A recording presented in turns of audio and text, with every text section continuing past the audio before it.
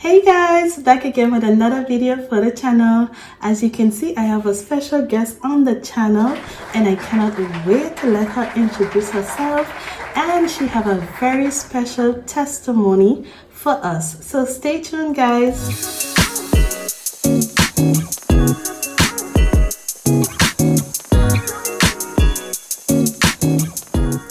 If you are new to this channel is all about faith-based contents, inspirational contents, and basically contents to motivate you, to inspire you, to encourage you, and so many more.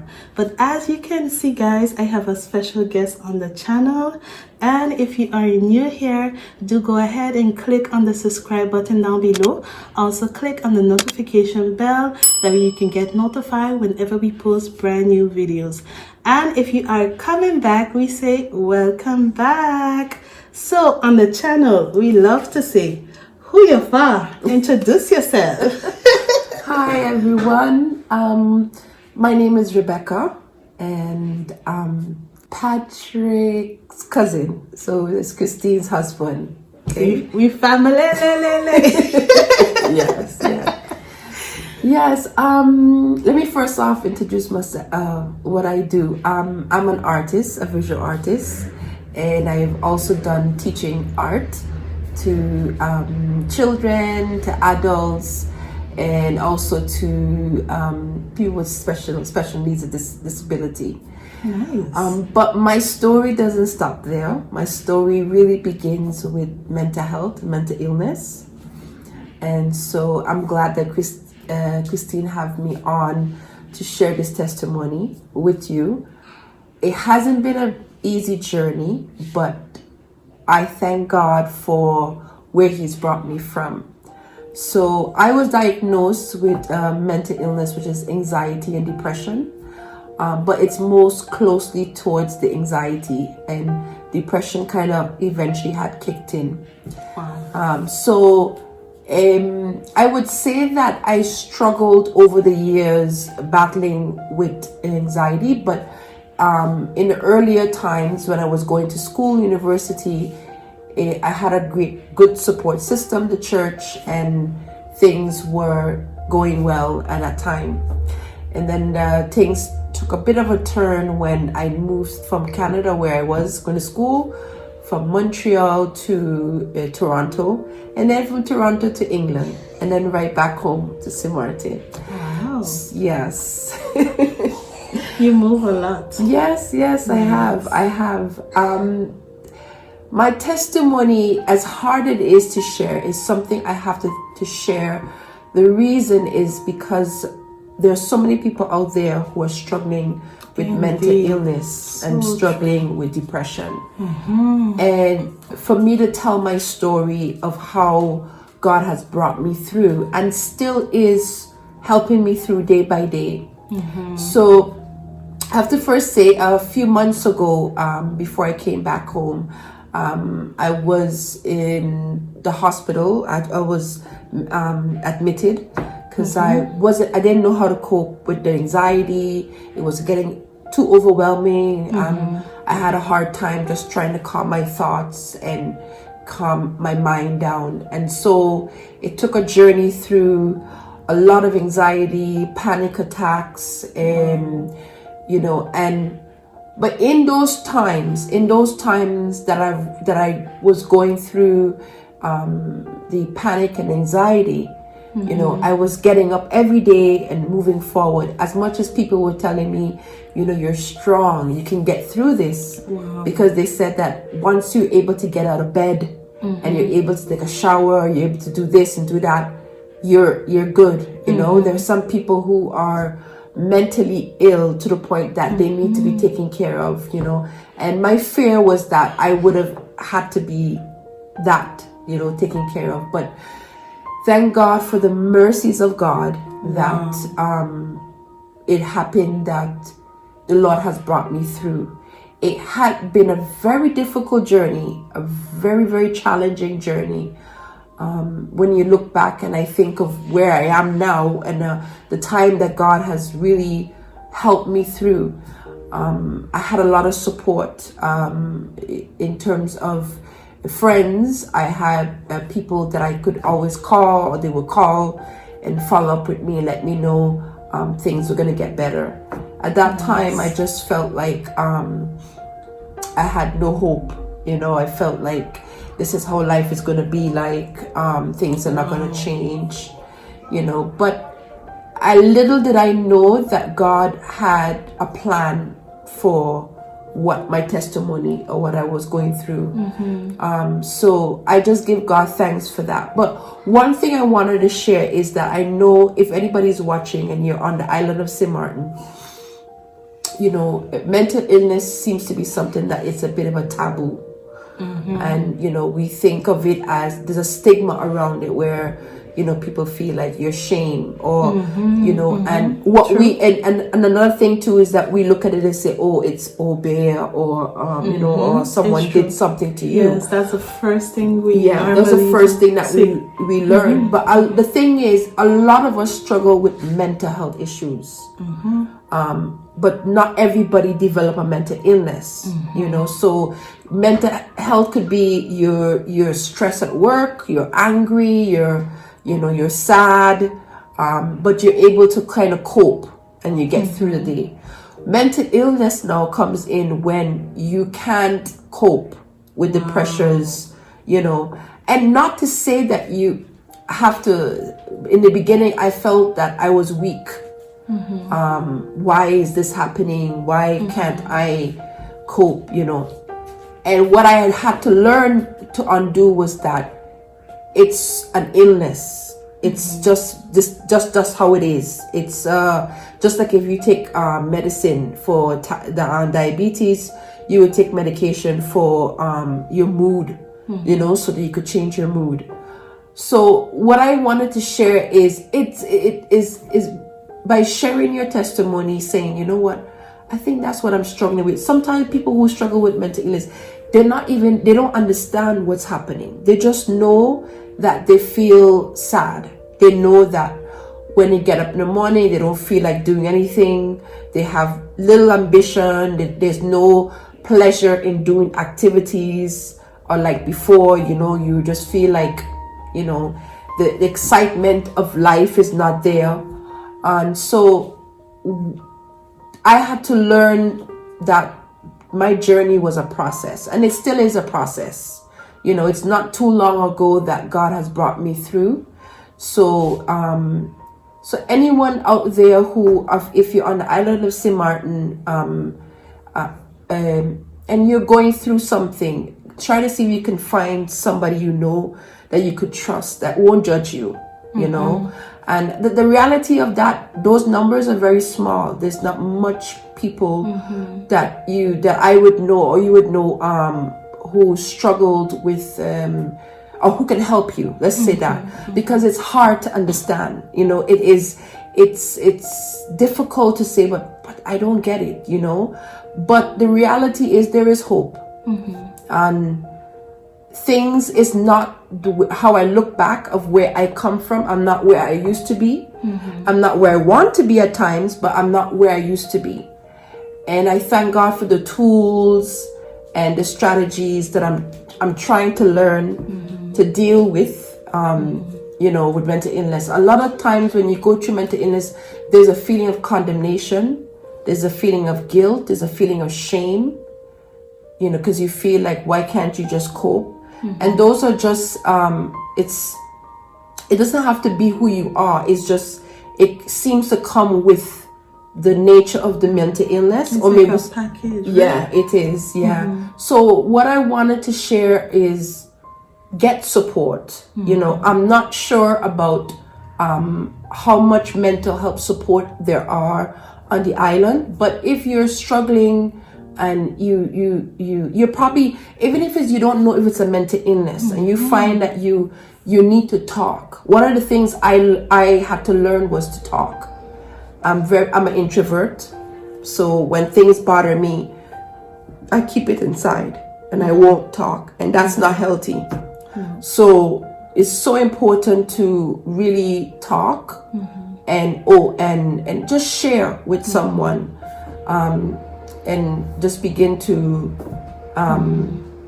open up you know. And again, if you've been given medication to cope, you know, if I never had medication, I wouldn't be able to graduate from university. I wouldn't be able to do certain things I want to do. Don't look at it as, oh God, why I have to take it. Just you need to function. You need to get through the day. You take it. You know, sometimes I still struggle with that, you know, like, oh gosh, but I think by now it's like it's become natural. You just take it and you just get on with your day. Yeah. You have any questions? Yes. Oh my God, this is so much. I know. And it is so interesting, Rebecca, to see all that you've been through, and you're here today talking to us. It's only God's grace. It's only God. But I have a question. How old were you when you was first admitted in the center? How old were you? My first when I was going to university, that was McGill. I got it was a lot of stress. I had moved I was 19. I moved on my own to Canada, and in 2005, I didn't even know it was called mental illness. I was like, oh my gosh. I was admitted because I couldn't cope. I didn't understand what to do. It was like just panic, you know, panic. And I really couldn't cope. And that was my first encounter being in a mental. I think I was about 20 something. Okay, so you was in your early 20s or your mid 20s? I would say mid 20s. Yeah, mid 20s. Would it be? Yeah, about mid 20s. That it happened. And the good thing about it was that at that time I was planning to major in law, but then God had another plan, you know. And then I went into doing arts, doing visual arts. I studied art history.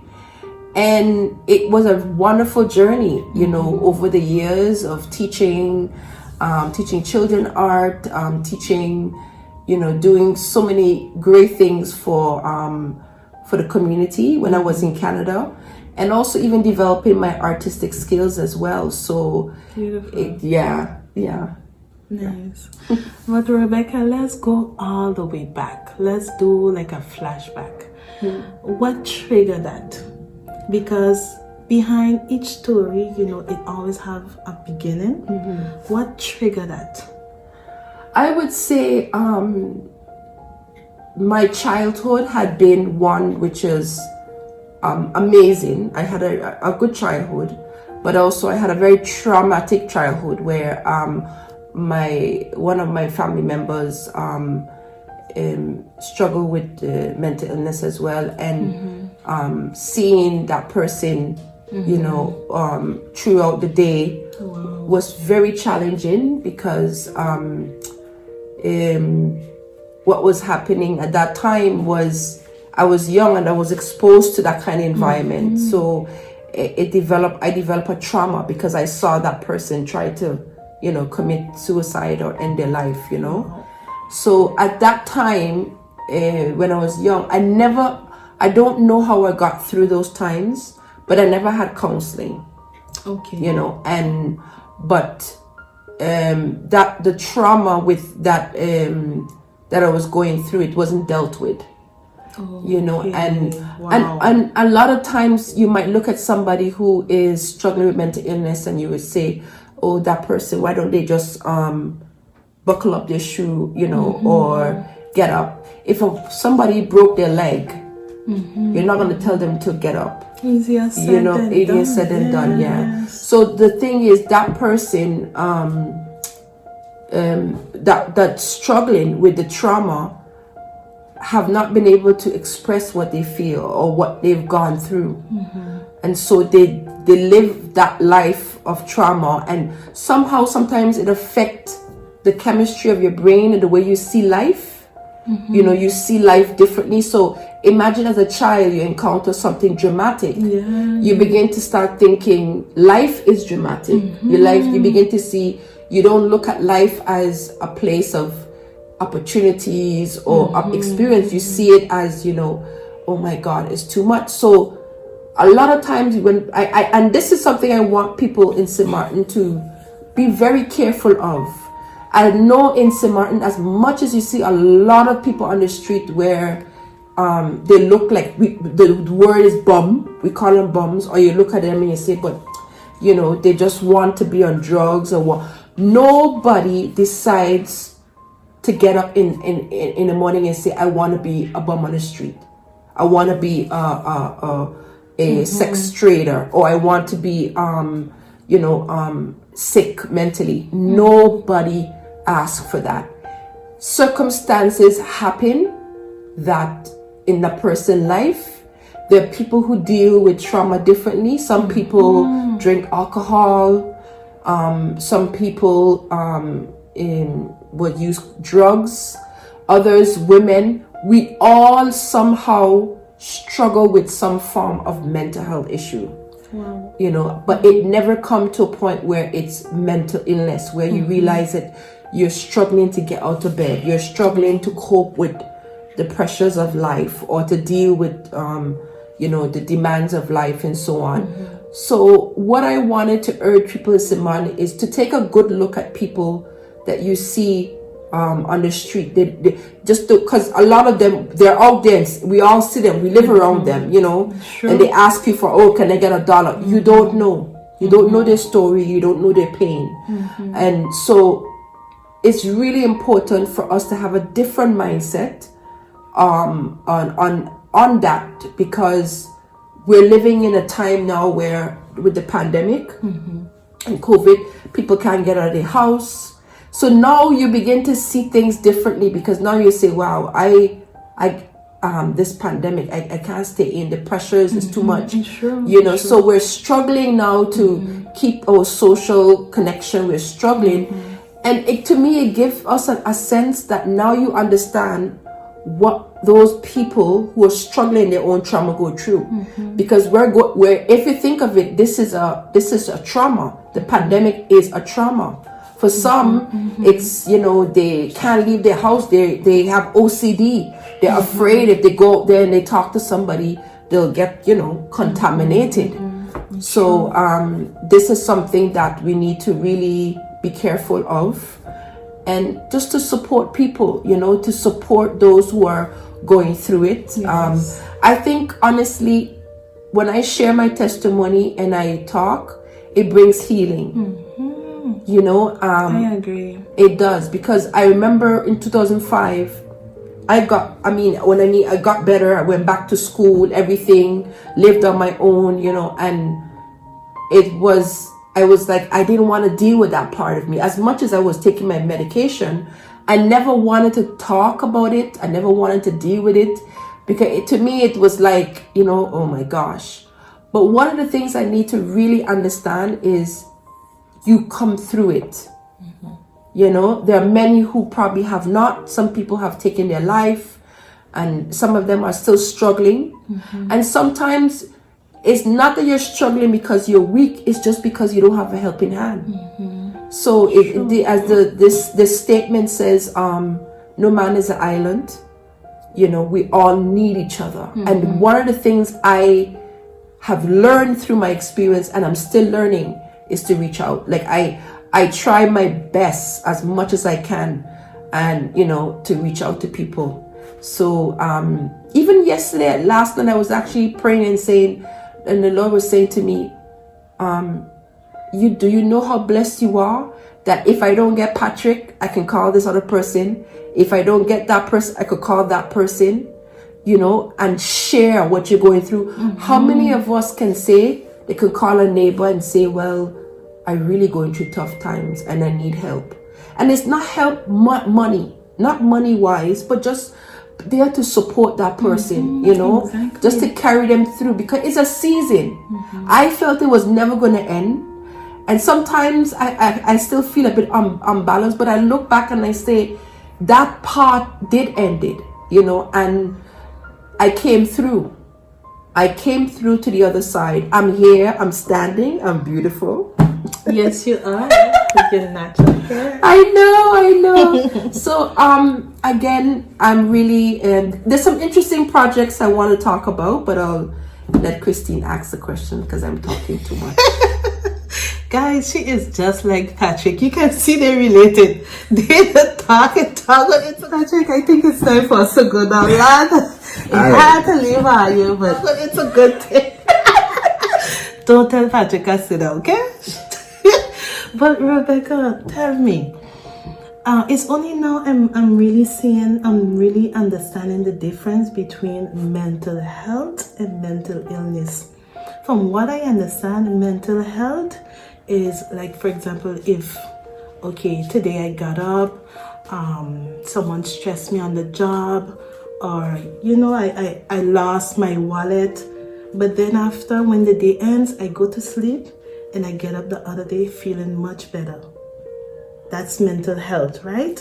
Well, It stops, if I understand. It stops. So what they would tell you is that if you have a mental illness, it means that they will look at it as the period. So let's say for a whole 2 weeks, you just like you're struggling. I mean, we all struggle to get out of bed. I still sometimes we struggle to get out of bed, but the struggle is a point where it's like you just don't want to face the day, you know, and just getting out of bed alone is a challenge. Just, you know, so if that happens, people would say more than 2 weeks or 3 weeks, and you notice that you are, you know, you're struggling a bit, then people would say it's mental illness. However, as a disclaimer, I'm not a psychologist.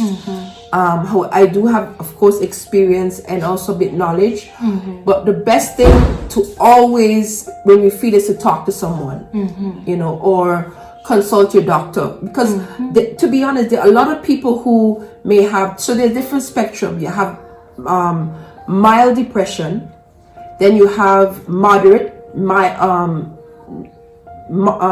depression, and then you have severe depression. Now, severe depression is when somebody is really impaired to the point that they can't really function throughout the day. They really struggle. Like, for example, they're not in their right mind. Is that right? They are, in a sense, in their right mind, but they just feel like they can't cope. I remember when I was in the hospital, there were some people who would stay in bed for 2 days. Wow. 2 days straight. Like, for me, I would be like, God. And I was by the next 4 hours, I was like, I can't stay too long in this bed. I need to get up. I need to go. You know.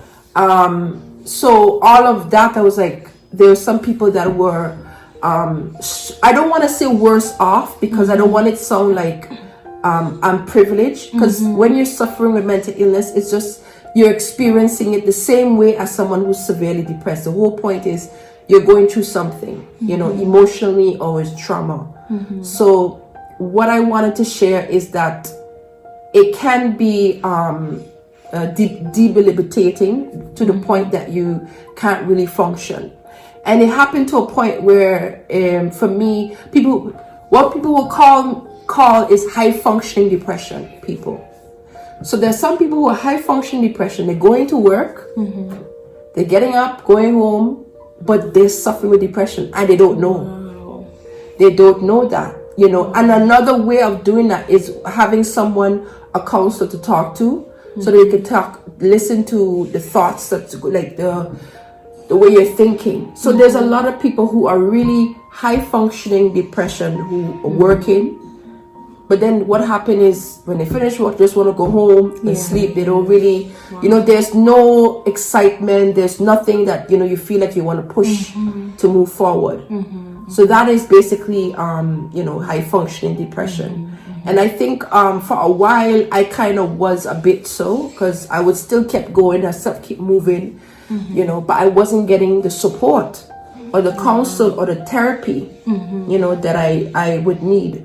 So anyone who is listening, again, is really important. There are different types of therapy that you can get. There's trauma therapy, there's CBT, you know, there's different various therapy for you to help you cope. And therapy, in a sense, is talk therapy. It's just talking, you know, as well, and someone to help you to give you a good perspective on life and clear the way you're thinking. Rebecca, wow. Thank you so much for being on the channel and for coming through and for teaching us You taught me so many things here in that short little period of time. But if you guys know anyone who is dealing with that, reach out to them. Just like how Rebecca says, just the fact that you communicating with them, you just calling them up, send them a little text, just reach out to them and be there for them helps. And you know what helps as well, Rebecca? Prayer. Prayer. If you know someone that is in that situation, pray for them. Pray for them, intercede for them, ask God to touch them, to heal them, to take care of them. So thank you so much, Rebecca. Yeah. So I now, wanted to go ahead. Yes. Just another testimony as well is God has allowed me to create an association, which is in the process. The paperworks are being in process at the moment, and the association is really not only to help. What I do is also I feed the homeless as well. So since I've came back on the island, I've received almost over $1,000 in funding, where people are donating just to feed the homeless. But not only the homeless, but those people in the homeless that are people who struggle with mental illness, drug addiction, Wow. and so forth. So the areas that we've gone out to support has been in the old hospital of Marigot, and then you have Agrimont, which is the ghetto, and then you have Colombier, which is where we help to support as well. And so in the future, the goal is to also continue with the feeding, but also to create a lot of cultural activities to support children, because we know that mental illness is on the rise. And right now what's happening is that social media is basically the new society, which even though social media is beneficial, a lot of the children is not being able to speak, to share what they're going through. Kids are growing up with issues and they can't talk, they can't share with anyone. Sure. They can't get counsel. So what this association goal is to do is to really help children, whether you struggle with mental illness, what is autism, what is ADHD, is to help children to basically find something meaningful in society to do, and focus on that so they can bring out their creativity and imagination. So this is something hopefully for January 2022 is on the rise. So I am trusting God. He's really brought me this far, and through funding, I've got so much funding and support. So again, it would be wonderful if you want to reach out to me, or just there's counselors that I actually know as well. If you want to reach out to me, you can. My Facebook page is Rebecca Maku, but I just also created the association page, which is called SXM Hope Association. So the goal is basically to encourage and support you on your journey, especially on the island. It is so needed, especially with the pandemic. Things are getting a little bit much more challenging.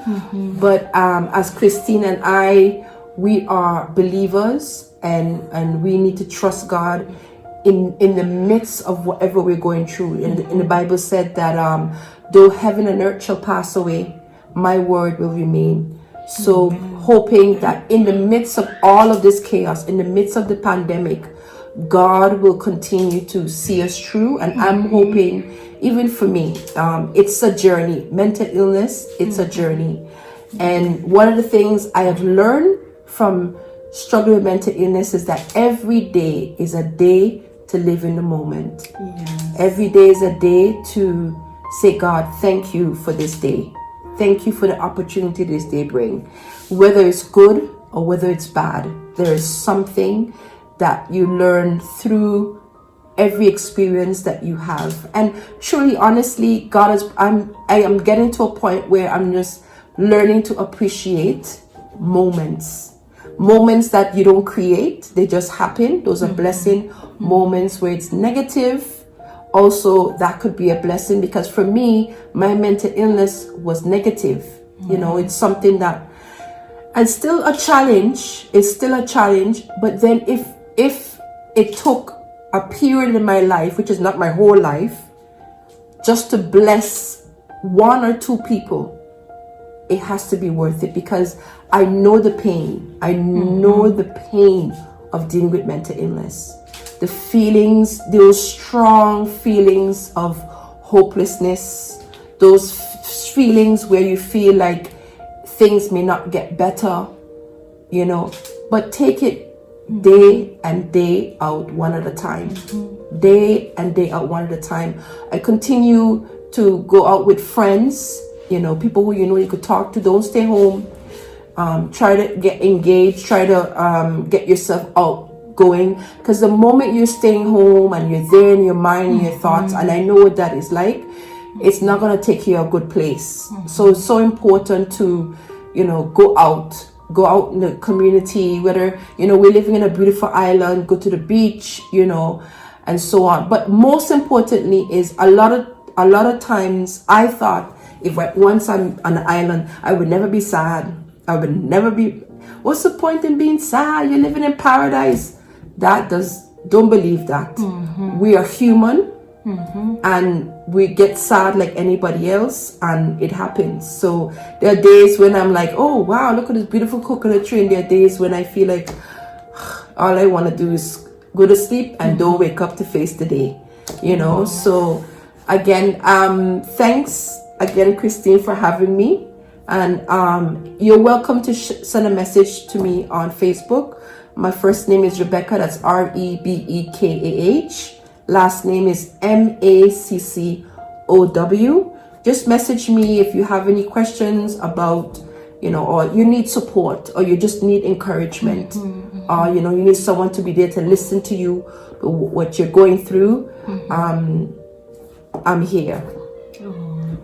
Rebecca, as you was talking, the Holy Spirit bring back to my memory this scripture verse.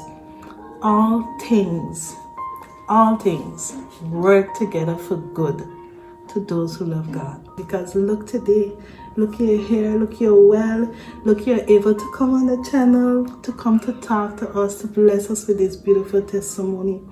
And Rebecca, I'm seeing a book. This testimony is too great to just keep, for ourselves. This testimony has to go out.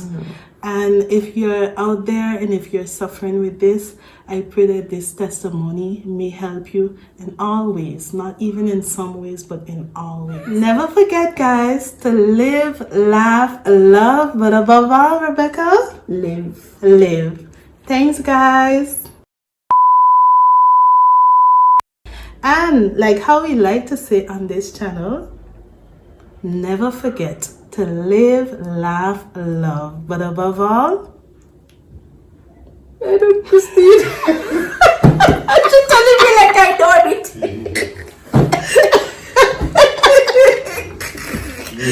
This is gonna be a blooper, guys. This is gonna be a blooper.